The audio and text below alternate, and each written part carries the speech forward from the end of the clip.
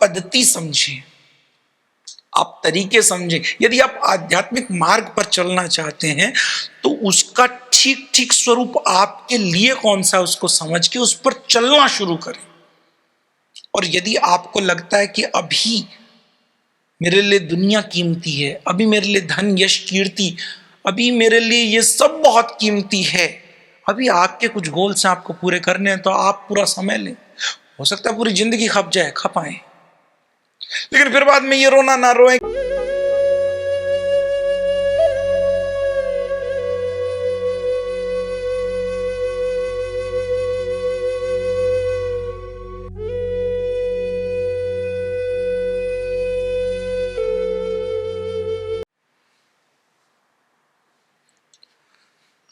आध्यात्म की इस यात्रा में प्रश्नोत्तरी का एक सिलसिला, जहाँ पर आपके कुछ प्रश्न जो आपकी इस आध्यात्मिक यात्रा में आपको आध्यात्मिक यात्रा में अड़चन का रूप दे रहे हैं, आपको स्पष्टता से वंचित कर रहे हैं। तो उसी कड़ी में एक प्रश्न है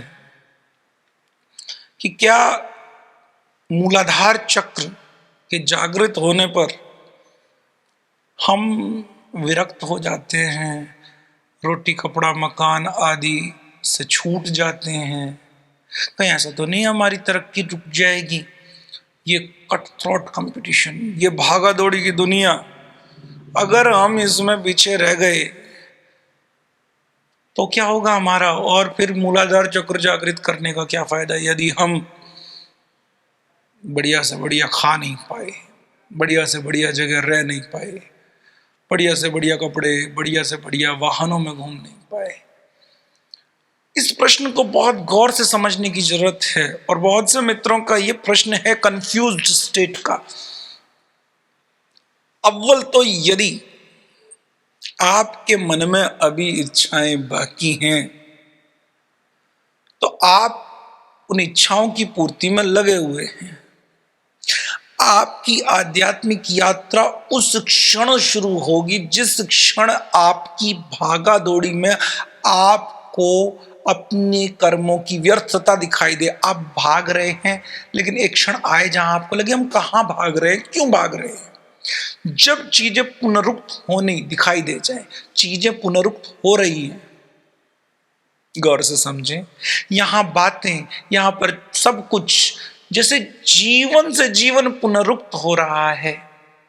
विशेषकर जो सनातन या हिंदू या जो इधर पूर्व की मत है वो बड़ी महत्वपूर्ण है।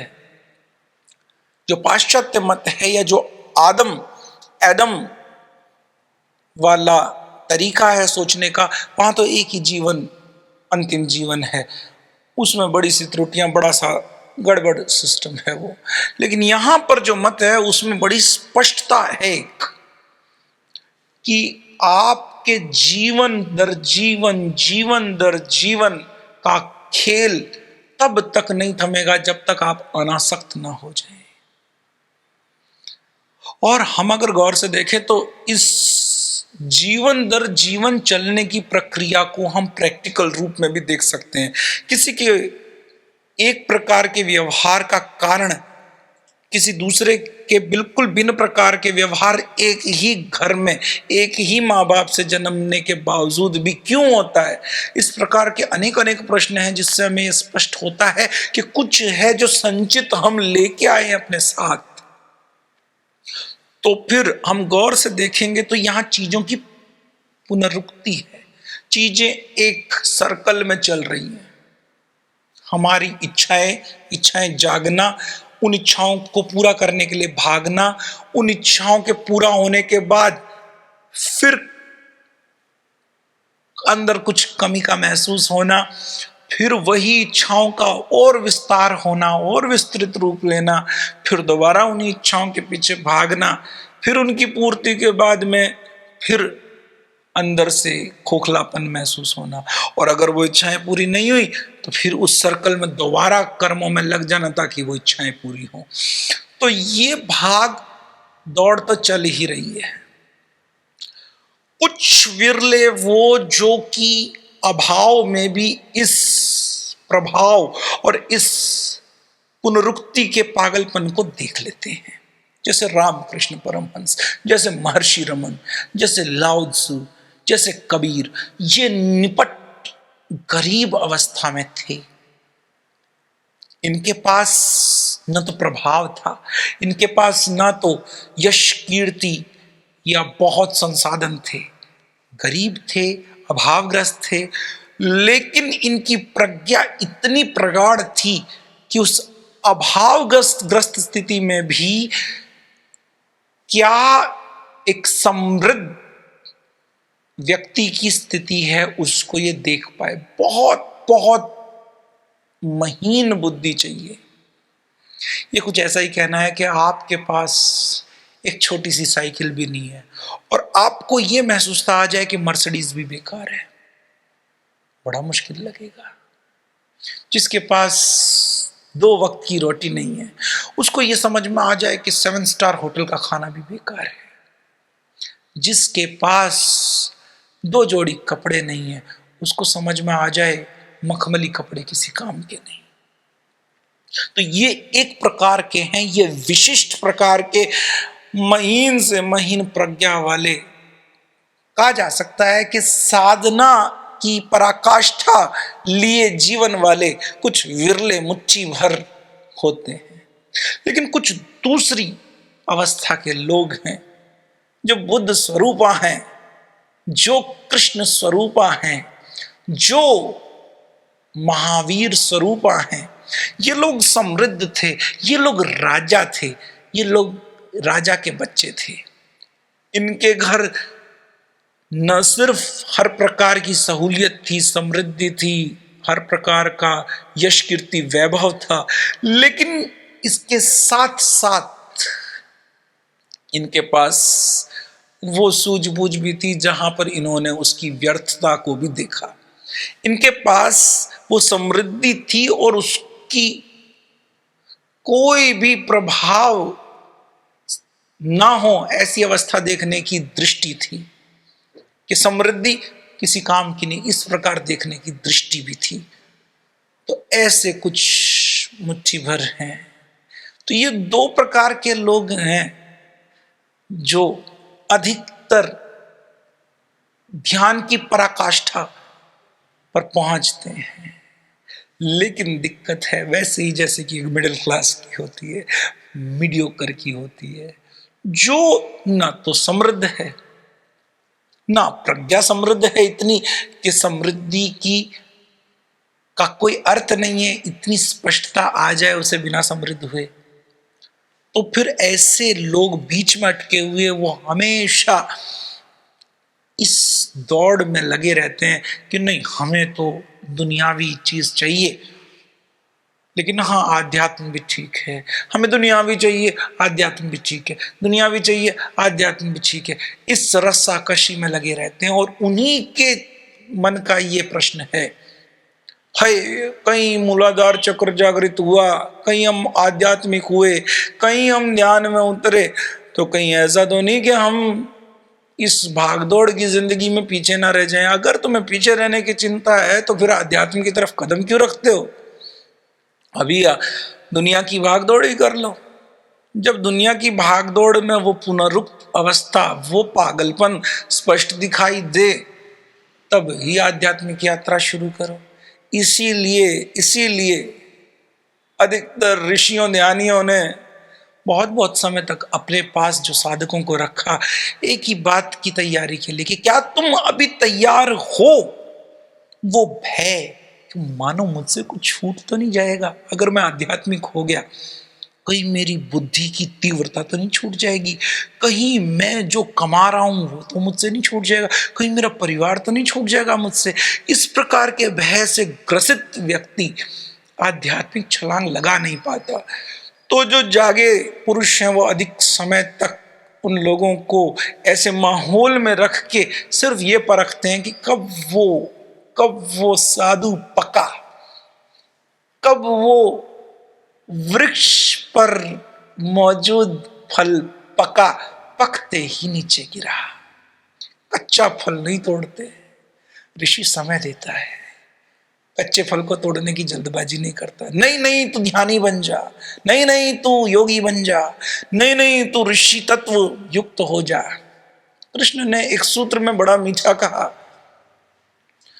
अगर तुम किसी दुनिया में अटके हुए व्यक्ति को बार बार इस सन्यास की या बार बार इस आध्यात्म की ओर धकेलने का प्रयास करते हो या बार बार इस प्रज्ञा की ओर धकेलने का प्रयास करते हो तो तुम उसके साथ गलत करते हो। उससे अपने आप इस बात को समझने दो, वो अपनी एक स्थिति से चल रहा है, अपनी एक उसकी यात्रा है जिसे वो धीरे धीरे पार कर रहा है। तो ऋषि तटस्थ भाव से देखता है उस यात्रा को, वो जल्दबाजी नहीं करता, कच्चा फल तोड़ने की जल्दबाजी नहीं करता।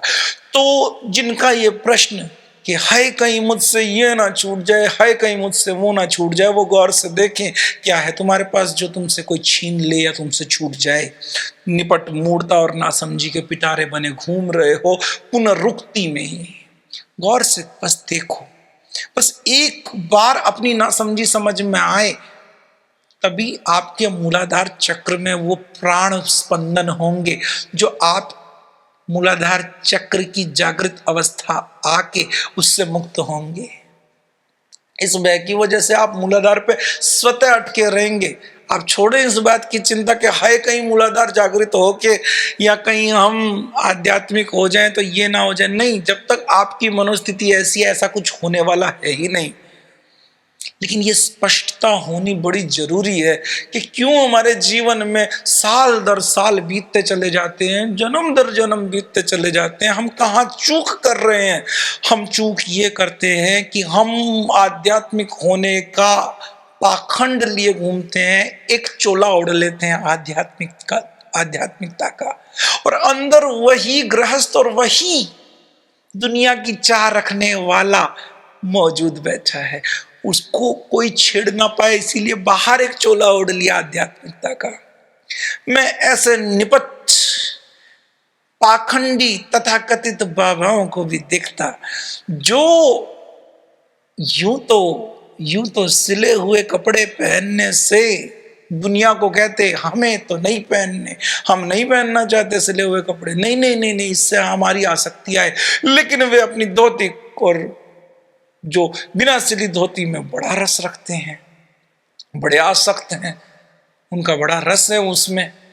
और कुछ तो इतने भी महान हैं कि अपने योग शिविरों में सिले हुए कपड़े पहने, लेकिन बाहर का कोई व्यक्ति आके उनके सामने सिले हुए कपड़े लेके आए तो कहे नहीं नहीं नहीं ये हम नहीं पहन सकते, हम तो सन्यासी हैं। मानो सारा जीवन केवल और केवल नियमों के इर्द गिर्द एक पाखंड ने रच लिया हो। कहीं पर भी स्वतः अंतःस्फुरणा नहीं है, कहीं पर भी ये समझ नहीं है कि हम वास्तविकता में इस अटक को पार करने की चाहत रखते भी हैं। क्या हम अटक से परे जाना चाहते भी हैं? निश्चित रूप से ये अटक से पार रखने की चाह भी छोड़नी पड़ेगी अंततया, लेकिन शुरुआत तो इस बात से हो कि पहले ये अटक से मुक्त, फिर जो चाह है आध्यात्मिक होने की उससे भी मुक्त, तब वो अचाह अवस्था आए। इसलिए आप इस बात की फिक्र बिल्कुल भी ना करें कि मूलाधार का क्या होगा। आप पद्धति समझें, आप तरीके समझें। यदि आप आध्यात्मिक मार्ग पर चलना चाहते हैं तो उसका ठीक ठीक स्वरूप आपके लिए कौन सा उसको समझ के उस पर चलना शुरू करें। और यदि आपको लगता है कि अभी मेरे लिए दुनिया कीमती है, अभी मेरे लिए धन यश कीर्ति, अभी मेरे लिए ये सब बहुत कीमती है, अभी आपके कुछ गोल्स आपको पूरे करने हैं, तो आप पूरा समय लें। हो सकता है पूरी जिंदगी खप जाए, खपाएं, लेकिन फिर बाद में ये रोना ना रोए कि हाय हमने सब कुछ खपाया, सब कुछ लगाया, लेकिन कुछ भी पाया नहीं।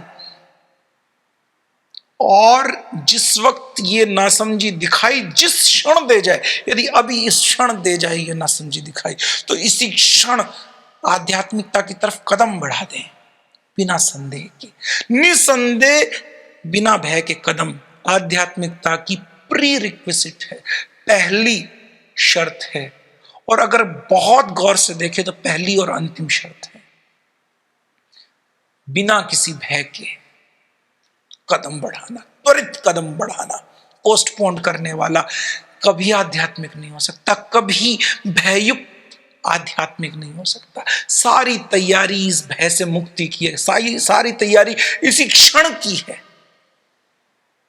इस क्षण में मुक्ति है, भय मुक्त ही मुक्त है और कुछ भी मुक्ति नहीं। इतना सहज और इतना सरल ये सूत्र।